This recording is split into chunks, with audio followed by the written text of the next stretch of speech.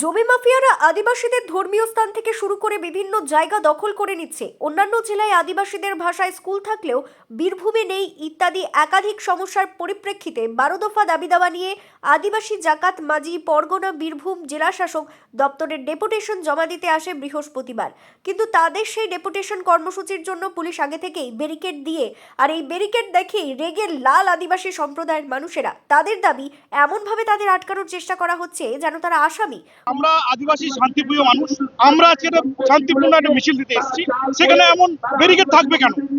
Barricade থাকবে কেন? আমাদেরকে যে প্রতিনিধি আছি আমরা, আমাদের সঙ্গে কথা বললেই আমরা এখানেই টুকটাক করে বা যেভাবে বলবেন সেভাবে চলবে, কিন্তু এমন ভাবে দিয়েছে আমরা ক্রিমিনাল কোনো ঢুকতে দেবেন না, এমন একটা প্রেসিডেন্ট মানিয়েছেন।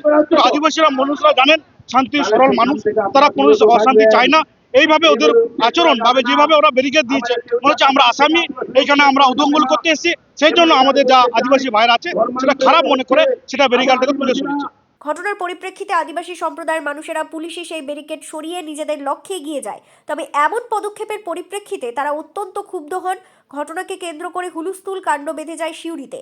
অন্যদিকে এদিন আদিবাসীদের এমন ডেপুটেশন কর্মসূচি চলাকালীন তারা রাস্তা অবরুদ্ধও করেন।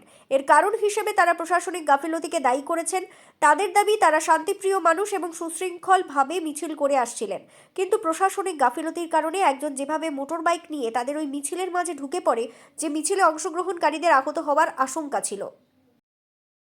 ওখানে প্রশাসনের একটা গাফিলতি, আমরা আগামী বলে দিয়েছিলাম আমরা শান্তিপূর্ণ মানুষ, আমরা এক ধারে ধারে যাচ্ছি, কোনো বাইক আরো যেন সামনের দিক থেকে না আসে, কারণ মানুষ বিভ্রান্ত হতেই পারে না, এবার কোনো কিছু নেই। কিন্তু এমন ভাবে বাইক ছুটে এলো, কিছুটা লোককে আমাদের মহিলা উপরে আছড়ে পড়তো, সেই আছড়ে পড়াতে সে বেঁচে গেছে, কিন্তু আমাদের প্রতিনিধিগুলো তাকে সরাতে গিয়ে একটা ধাক্কা দেখতে হয়। প্রশাসনকে আমরা গালাগালাজ করেছি, এ থেকে অসুবিধার কিছু নয়, কারণ বারবার বলা সত্ত্বেও ওনারা ঠিক মতো কাজ করে।